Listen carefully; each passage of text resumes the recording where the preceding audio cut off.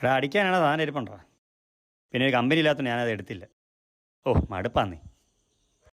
ഓ അവളിങ്ങനത്തെ പരിപാടിക്കൊന്നും company ഒന്നും ടൈപ്പല്ലടാ. നീ ഉണ്ടായിരുന്ന സെറ്റായിരുന്നു. ആ കുഴപ്പമില്ല, നോക്കട്ടെ.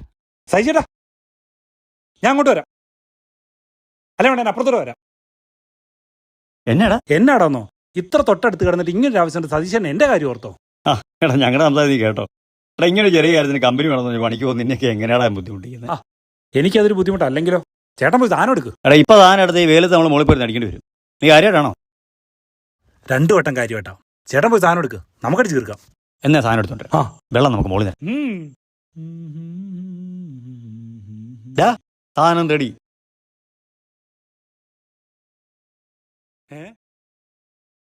ഇതെന്നാ? അന്ന് മഴ വന്നപ്പോൾ മിച്ചം വന്നാ. മഴ മാറിയപ്പോൾ മുടിഞ്ഞ വെയിലും. അപ്പോൾ നീ കമ്പനി ഉണ്ടല്ലോ, നമുക്ക് അടിച്ച് കയറാം.